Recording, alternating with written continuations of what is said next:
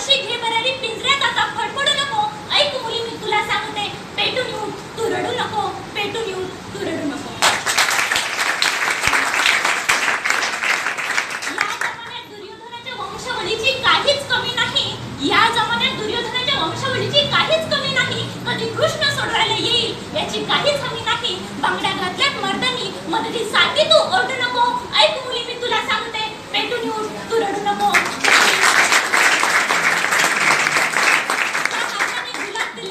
ज्या हाताने गुलाब दिले त्याच हाती चाकू घेतात. ज्या हाताने गुलाब दिले त्याच हाती चाकू घेतात. आणि आजकालच्या क्षणामधून क्षणात ते डाकू होतात. तलवार नसेल कमरेला तर प्रेमात सुद्धा पडू नको. ऐक मुली मी तुला सांगते, पेटून येऊन तू रडू नको.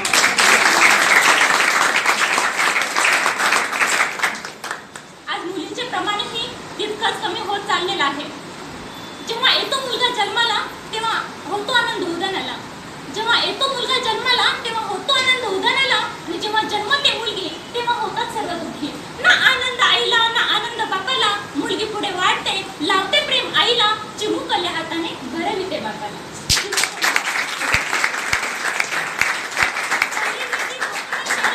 एक दिवशी विवाहाची वेदी ती चढून जाते. बळीवेदी एक दिवशी विवाहाची वेदी ती चढून जाते. न पाहिलेल्या परक्यांना आपलंसं करून घेते.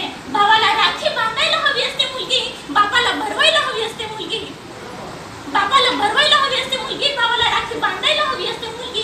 तरी पण सर्वांना कानकोश वाटते मुलगी, तरी पण सर्वांना कानकोश वाटते. म्हणून आज जे मुलींचं प्रमाण कमी होत चाललेलं आहे ते कुठेतरी थांबवायला पाहिजे. आणि मुलींचा जर गर्व असेल तर तो खाली नाही करायला पाहिजे. माझी एवढीच विनंती आहे. यासाठी मी माझ्या बाबांना विनंती करते की बाबांनाही हात जोडते, बाबांनाही हात जोडते, चिमुकले माझे दोन. बाबांनाही हात जोडते, चिमुकले माझे दोन.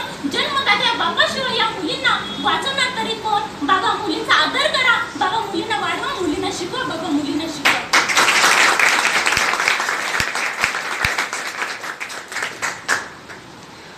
जाता जाता मी एवढंच म्हणत आहे की झोपडीत राहून श्रीमंताची स्वप्ने बघणाऱ्यांपैकी मी एक नाहीये. झोपडीत राहून श्रीमंताची स्वप्ने बघणाऱ्यांपैकी मी एक नाहीये. पण त्या झोपडीत पडणाऱ्या सूर्यप्रकाशाची शपथ घेऊन सांगते, मी त्या झोपडीचे पांग फेडल्याशिवाय राहणार नाही. मी त्या झोपडीचे पांग